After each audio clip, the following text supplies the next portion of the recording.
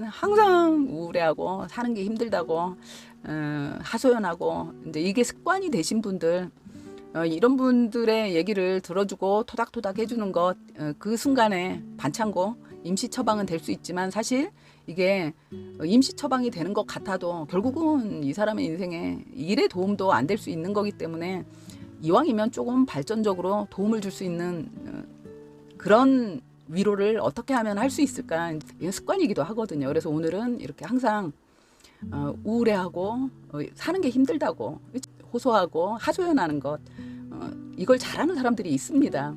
동정 여론이라고 하죠.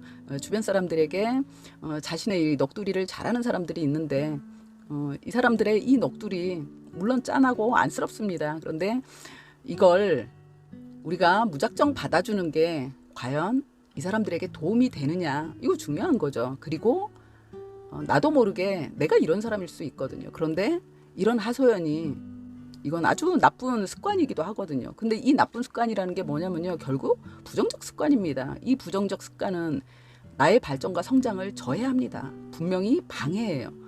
이 발전과 성장을 뭐 이렇게 얘기하니까 거창한 것 같이 들리시죠? 아니에요.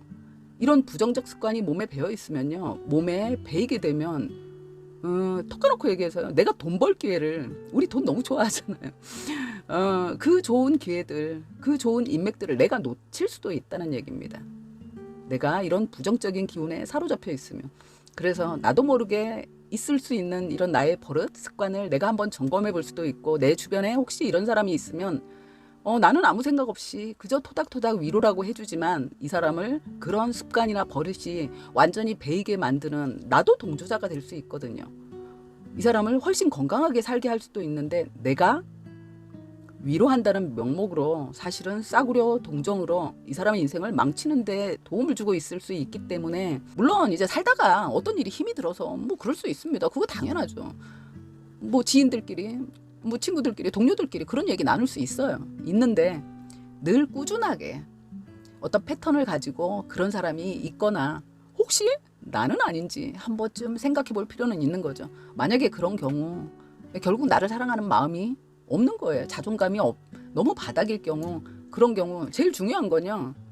내가 그 피해자 코스프레를 하면서 사람들의 어떤 관심을 받고 동정을 받으면서 그 순간이라도 내가 살아있음을 느끼고 그래서 막 우울감에 빠져들려고 하는 이 마음을 다잡을 수 있으면 그 순간이라도 견디면 그 한 장면만 놓고 봤을 땐 나쁘지는 않습니다.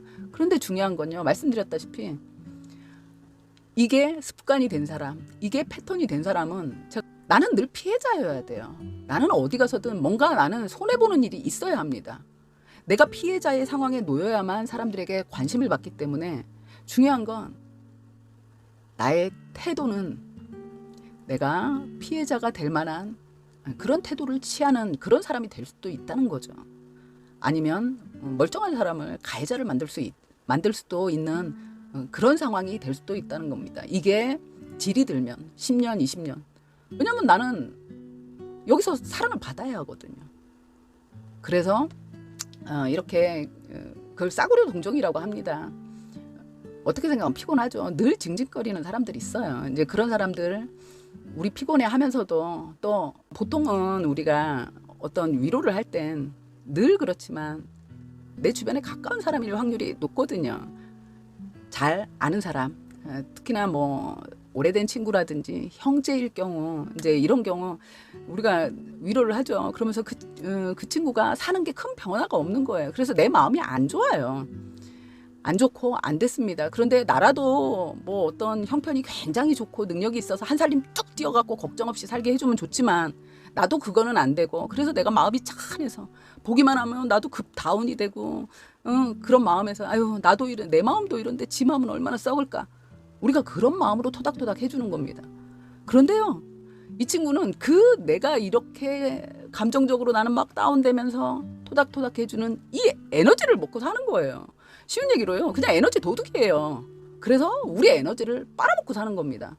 그런데 이 에너지를 빨아먹고 이 친구가 잘 살면 괜찮아요. 그렇지 않습니까? 우리는 이 에너지 좀 뺏겨도 먹고 살만 하잖아요. 그래서 잘 살면 되는데요. 중요한 건 늘 제자리걸음을 할 확률이 높다는 겁니다. 사람은요, 살면서 누구나 힘들죠. 힘들지 않은 사람은 없습니다. 그런데 우리는 살다가 어떤 어려운 일이 있고 좀 힘든 일이 있으면 기대고 싶어요. 힘든 일이 있을 때 누군가에게 기대고 싶지 않은 사람이 누가 있겠습니까? 인간은 다 기대고 싶습니다. 그런데 그 순간에 답답해 했다가도 에이 나만 그런가, 사는 거 다 똑같지, 나만 힘들어, 사람들도 말 안 해서 그렇지, 그러면서 힘을 내거든요. 그래서 조금 더 성장을 하고, 그래서 살림이 조금 더 나아지고, 그래서 진급도 하고, 그렇게 나이를 먹어가는 거지 않습니까? 그런데요, 이 사람들은 그럴 마음이 없다고 했잖아요. 왜요? 생활이 나아지면 안 되죠. 생활이 나아지면 나를 아무도 위로를 안 해줄 건데요, 동정을 안 해줄 건데요. 이게 습관이 되면요, 이 사람들은 어떤 그런 고난이나 위기 상황이 왔을 때요, 딱 거기서 멈춘다는 거죠. 이걸 넘어갈 생각을 안 합니다. 왜냐면 이 사람들은 성장하고 발전하는 게 목적이 아니에요. 나 이렇게 힘들어, 이거 어떻게 넘어가지 하고 나한테 의논하는 게 아니라는 얘기입니다. 나 위로해줘, 사랑해줘. 그냥 사랑받고 싶은 거예요. 관심 받고 싶은 거예요. 그게 목적이기 때문에 그러면 끝이에요. 그리고 주저앉는다는 거죠. 그러니까 당연히 매일 그 환경에서만 돌게 될 확률이 높고, 보통은 그렇다는 거죠. 이제 이게 이런 습관을 갖고 있는 사람들, 이런 습관이 몸에 배인 사람들은 그러면 나대로 그야말로 에너지를 도둑 맞아가면서 정말 진심으로 했는데 이 사람에게 실제로는 도움이 하나도 안 되는 거잖아요. 도와줘야 하지 않겠습니까? 내 옆에 가까이 있는 사람이라면. 이렇게 하소연하시는 분을 그러면 내가 잘못해서 싸구려 동정을 해서 이 사람을 망치고 있었구나. 그러면 이제 내가 싹도 끊어야지. 만약에 그렇게 생각하면 그건 또 위험하다는 거죠. 만약에 이제 이런 경우가 형제 자매일 수도 있고 내 아주 절친일 수도 있지 않습니까? 이제 이게 돌이켜서 생각해 보니까 얘가 그런 애였구나, 이 친구가 그런 친구였네라는 생각이 드셨을 경우, 지금처럼 친구가 찾아와서 맨날 하는 그 하소연 했을 때 삼겹살에 소주 한 잔 받아주고, 아유 힘내, 너는 그렇게 왜 그렇게 운이 없니, 지질이 평생을 그러네, 이러면서 소주 한 잔 받아주고 힘내봐 하고 차비 몇만 원 줘서 보내지 말라는 얘기입니다. 그게 이 사람을 지금까지 이렇게 살게 만든 거예요. 동생이 힘들다고 하고 징징 짜고 그러면, 그러게 너는 왜 사는 게, 너처럼 착한 애가 왜 이러니, 이렇게 운도 없니, 이러면서 같이 박자 맞춰주지 마시라는 거예요. 근데요, 사실은 그 위로 때문에, 위로는요 편하잖아요. 그러니까 몸뚱아리는 게을러지는 거예요. 그냥 편안하게 사랑만, 이 사람한테 그 사랑이 꿀인걸요. 그래서 그걸 하지 마시라는 겁니다. 어떻게 하냐, 근데 이걸요 하루아침에 끊으면요, 이 사람들은 우리의 위로는 이 사람들한테 동아줄은 아니에요. 당연히 아니겠죠. 썩은 새끼줄입니다. 그런데 그거라도 잡고 버티는 거예요. 왜냐면 자존감이 완전 바닥이기 때문에 버틸 힘은 없는 사람들인데, 그나마 그 위로와 토닥임으로 자신이 그나마 살아있다고 느끼면서 버티고 있는 거기 때문에, 우리가 이걸 하루아침에 끊어버리면 못 버티죠. 그러면 너무 힘들어지기 때문에 이걸 하루아침에 끊어서는 안 되지만 위로의 방법을 바꿔야 된다는 거죠. 어떻게 바꿀까? 늘 이제 우울하다고 하소연하고 이게 습관인 사람들, 그럼 나한테 또 왔는데 내가 이걸 또 이제는 알았으니까 그전처럼 그런 싸구려 동정 같은 이 토닥임을 계속하면 이게 내가 나쁜 사람이 되는 거잖아요. 나쁜 사람이 되는 겁니다. 이 사람 인생을 내가 나도 모르게 망치는 거하고 똑같기 때문에 일조를 하고 있는 거지 않습니까? 그런데 이걸 끊어도 안 된다고 말씀드렸잖아요. 이럴 때 어떻게 하냐? 들어줘야 돼요. 힘든 건 사실이잖아요. 남편이 때려서 아픈 건 사실이잖아요. 시어머니한테 욕먹어서 혼나서 속상한 건 사실이잖아요. 어디 가서 돈을 잃은 건 사실이잖아요. 분명히 그런 일이 있었던 거거든요. 그리고 이 사람이요, 나한테 동정받기 위해서 거짓말을 꾸며낼 수도 있어요. 꾸며냈다 해도 이런 사람들의 경우는 위로받고 싶기 때문에 거짓말을 꾸며도요, 이게 거짓말이라고 본인이 생각 안 합니다. 허언증을 함께 동반하는 경우가 많아요. 그래서 그걸 정말 자기 가슴으로 느끼는 건 이게 진짜로 느끼거든요. 그러면서 이제 동정을 받으려고 이러고 옵니다. 그랬을 때 이 얘기를 고스란히 그냥 그대로 받아주는 거예요. 그전 같으면 어떡하니, 그 남자는 도대체 왜 그러니. 보통은 그러면서 어떻게 불쌍해 토닥토닥, 너 정말 착한 앤데, 보통 이제 이렇게 위로들 하지 않습니까? 그 패턴을 바꿔야 한다는 거죠. 이 사람이 지금 힘든 그 사실, 그 분명한 힘든 어떤 팩트를 받아들여 주세요. 그러면서 그거는 받아들여 주는 겁니다. 어머, 남편이 때렸구나. 아이고, 돈을 손해봤구나. 속상하겠다 하고 받아들여주고. 말씀드렸잖아요. 이 사람들은 거의 감성적 의식을 하는 거거든요. 근데 나도 계속 내가 감성적 토닥임만 주고 있는 거예요. 이 사람을 계속 그 감성적인 사고 안에 가둬두는 거랑 똑같거든요. 여기서 내가 이 사람을 의식의 세계로 나올 수 있게 당겨주는 겁니다. 말로. 주변 사람들이 이렇게 해주다 보면 본인이 스스로 그 의식이 깨이기 시작할 수 있거든요. 그런데 붙들어 앉혀놓고 너는 이러니까 너는 의식적인 사고를 좀 해라고 하면요, 안 돼요. 절대 남은 못 고쳐줍니다. 본인이 노력해야 하거든요. 그런데 이 사람이 노력할 수 있도록 옆에서 자극을 주는 거죠. 이 사람이 얘기하는 그 팩트는 받아들여 주면서 이성적 사고를 할 수 있도록 그전처럼 그 위로만 하는 게 아니라 어떡하니 그러면서 얘기를 하는 거죠. 야, 안 되겠다. 너 진단서 끊어놔라.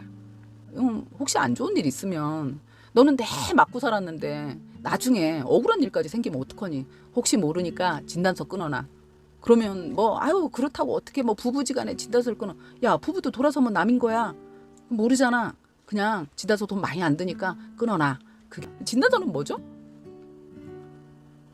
뭔진 모르지만 듣는 순간 법적인 증거물이지 않습니까? 이건 의식적인 거거든요. 이건 사고를 하는 거거든요.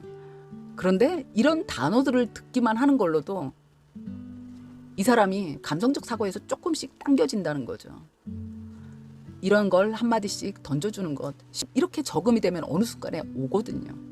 그래서 움직이면 됩니다. 행동하려고 마음 먹으면. 그런데 마음 먹기까지가 뭔지를 모르거든요. 자기가 몰라요. 본인이 나 이 사람들한테 위로받으려고 내가 지금 피해자 코스프레 하고 있어라고 본인이 알 것 같으세요? 몰라요. 알면 그러고 안 있죠. 쪽팔리게 어떻게 그러고 있겠습니까? 근데 몰라서 하는 거거든요. 근데 그걸 스스로 깨우치게 옆에서 이렇게 해주면 결국 그 사람의 삶에 도움이 되는 거기 때문에. 그리고 이제 다음에 만났을 때 먼저 얘기를 꺼내주는 거죠. 진단서 끊었어요? 진단서 끊었니? 하고 다시 각인을 시켜주는 겁니다. 준비해두라고. 해두는 게 좋다고. 이제 이 사람을 이성적인 사고를 할 수 있게 자꾸 이제 의도를 해주는 겁니다. 그래서 이제 이렇게 해주는 게 좋고요. 이 친구한테는, 내 동생한테는, 이 사람한테는 이렇게 해줘야 되겠다고 마음을 먹었으면요, 도와주세요. 이왕이면. 그 사랑 한마디 받겠다고 자기 생활에 발전도 없이 네 그러고 산 사람이지 않습니까? 시면 너무 불쌍하잖아요. 근데 주변에서 이렇게 몇 사람들이 조금만 도와주면 이 사람 힘낼 수 있거든요.